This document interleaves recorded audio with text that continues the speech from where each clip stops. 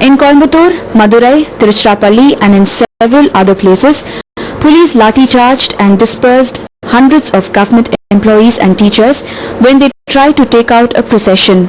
Large number of government employees have also been arrested. In Nagarkoil, a lady teacher suffered fracture in her leg in police lathi-charge. In Ariyalur, few students who tried to take out a procession in support of the striking employees suffered injuries in a police lathi-charge. Meanwhile, unfazed by the government's dismissal threat, nearly 90% of government employees stayed away from work today.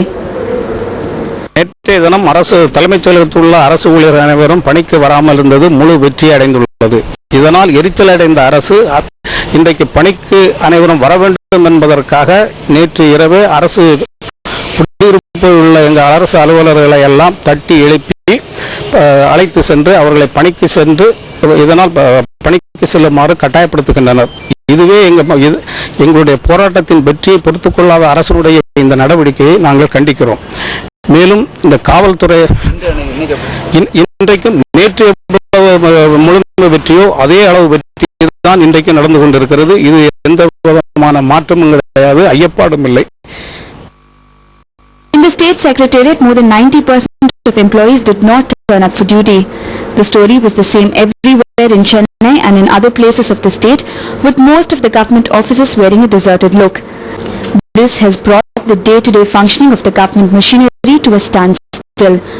Reports have come in that top government officials are meeting later this evening to review the situation.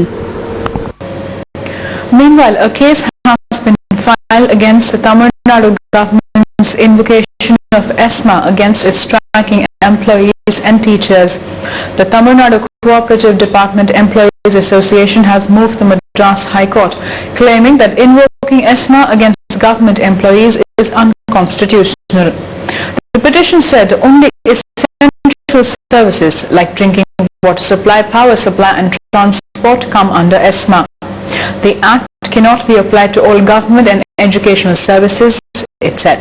The petition said as the strike is being conducted after giving due notice following failure of talks with the government, the invocation of ESMA is unconstitutional.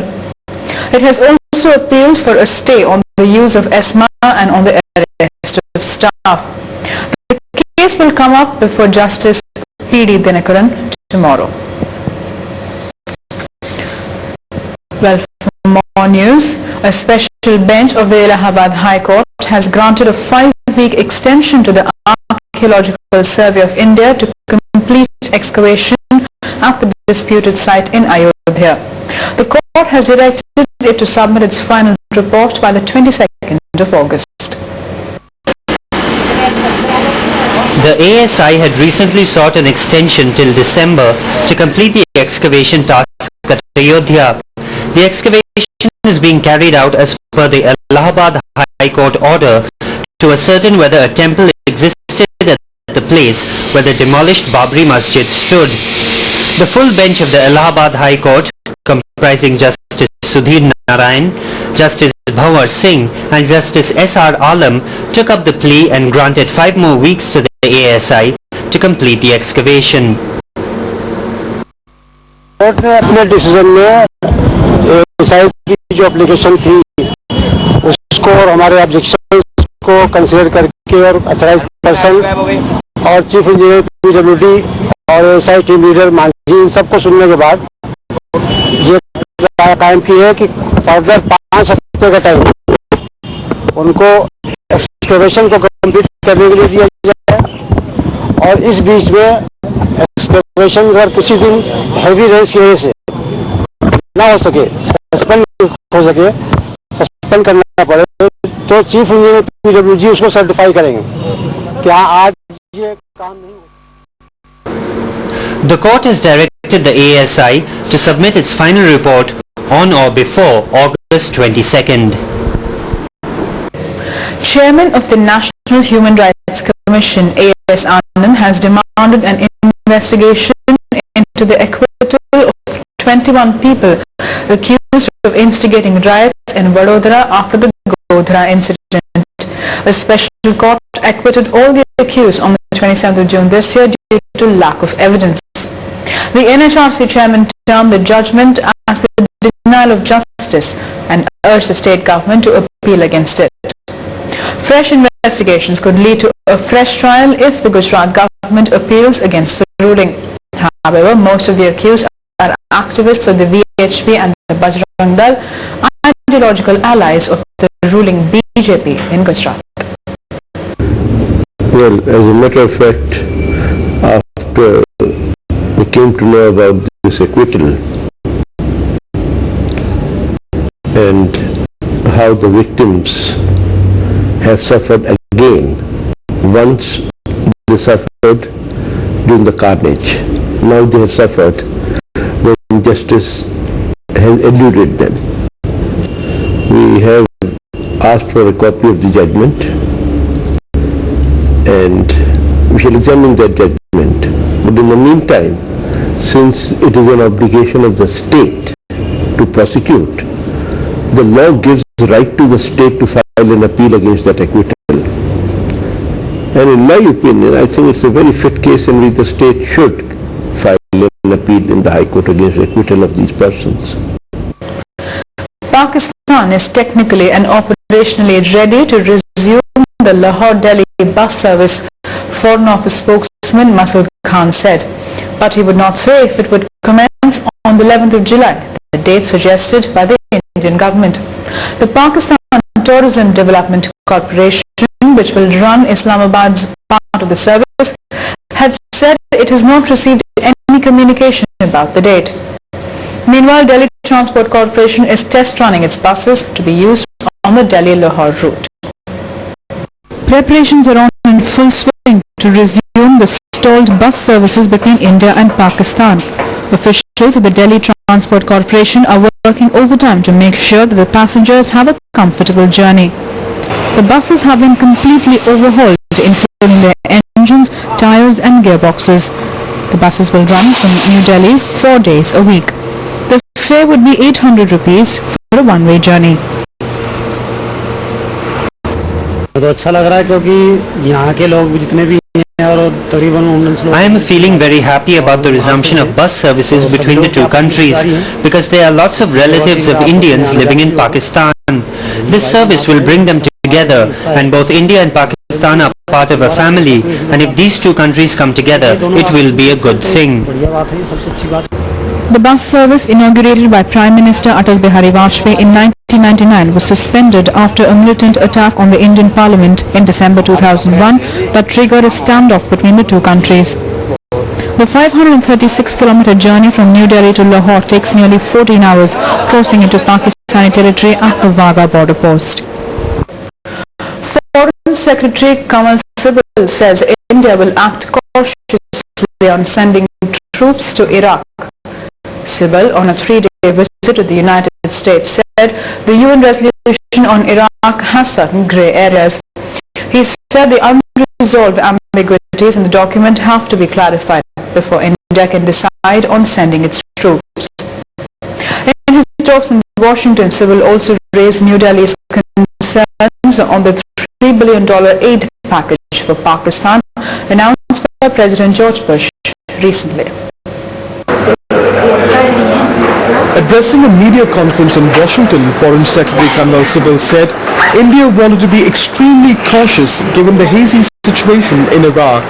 He said India could provide a large number of troops if an official decision was taken. India has been traditionally a very big player in peacekeeping operations. We have the necessary resources. We can provide a large number of troops if a decision is taken. Normally speaking, if everything was clear, this was a UN mandated operation and there was a clear UN resolution, there would be absolutely no hesitation in going in. But since there are gray areas, it's very necessary for us to be very careful in what we do. Sibal said he did not foresee the issue having a bearing on expanding Indo-US cooperation. for whatever reasons, takes a decision which the United States is not in accordance with what the United States is hoping, I don't think that it will have an adverse impact on our relations, because our relationship is multifaceted. Sybil said the still volatile situation in Iraq is a major concern that has influenced public opinion in India, already divided on sending troops to a foreign country. On terrorism, Sybil said Pakistan has a different yardstick to deal with terrorism when it comes in the Indian context. The Foreign Secretary expressed satisfaction at the US rejecting sale of F-16 fighter jets to Pakistan and the several strings attached to its aid package. At Wimbledon, women's defending champion Serena Williams is just one step away from retaining her crown. She moved into the finals after defeating Belgium's Justine Henin-Hardenne in straight sets 6-3, 6-2. Serena's older sister Venus and Justine's compatriot Kim Clijsters will face off in the second semi-final. Meanwhile, in the men's doubles, Mahesh Bhupathi and Max Morini have moved into the semi-finals by beating the duo of Martin Dam and Cyril Sirk of the Czech Republic. Bhupathi and Morini won in straight sets 7-6, 7-6, 6-3. The top-seeded pair will now meet Leander Paes and David Rickel in the semis in a repeat of the quarter-final showdown at this year's French Open. TNCC working president appears in court in defamation case filed by Tamil Nadu government. In Kerala, students up in arms against fee hike, police crackdown continues.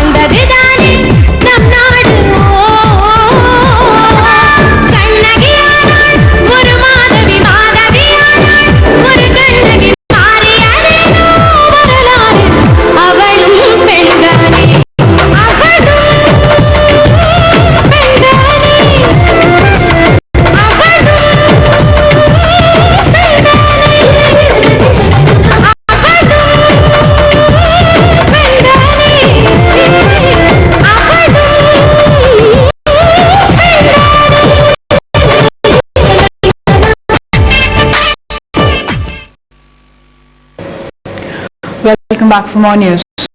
Tamil Nadu Congress Committee working president EVK Elangovan appeared in a Chennai court in a defamation case filed against him by the Tamil Nadu government.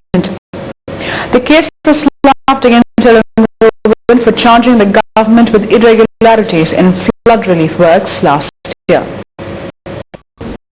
The TNCC working president EVK Elangovan had last year alleged that the government had not taken up enough relief works for the flood-affected people in the state. His comments were carried in the Hindu as a news item. Following this, the government filed the case against Elangovan, N. Ravi, the then editor of the Hindu, and its publisher S. Rangarajan. Elangovan appeared before the Chennai Principal Sessions Judge in this case. His counsel, Surya Prakash, argued that the government was agonizing his client by foisting false charges. Sessions Judge Jayapal posted the case to September the 5th for further hearing. Elangovan said Chief Minister Jayalalitha should appear in the court in this case as a witness. He said he would cross-examine Jayalalitha after getting the court's permission.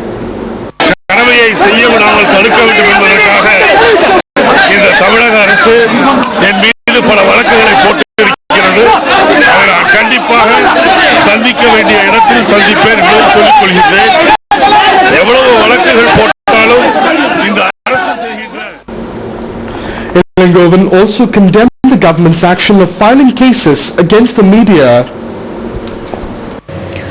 In Kerala, police indiscriminately attacked students who staged a rally in Palakkad condemning the hike in college fees. Tension prevailed in the area following the attack. Students in Kerala have been agitating against the fee hike in professional colleges. Students belonging to the DYFI have been holding agitations for the past 2 days. Police lathi-charged students who staged a rally in several parts of the state on Wednesday. Protesting the police attack, students staged a rally in Palakkad. Violence broke out during the rally and the police launched a brutal attack on the students.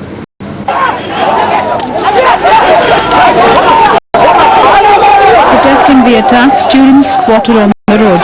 Police removed each one of them by force and took them away in vans.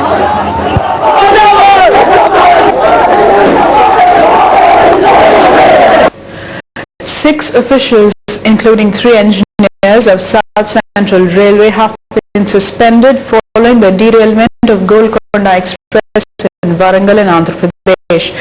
The death toll has now risen to 21. Railway Minister Nitish Kumar has ordered a departmental probe. The minister also announced an enhanced ex gratia payment of 1 lakh rupees to the next of the kin of those killed.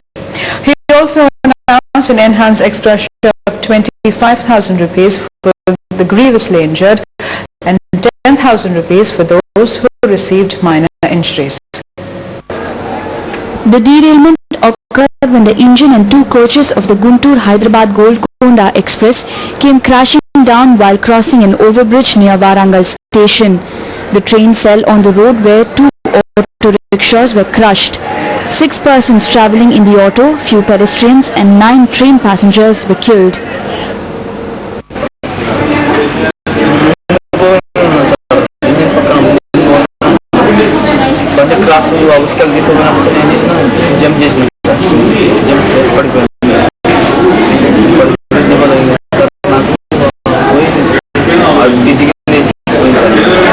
Six officials have been suspended for the accident.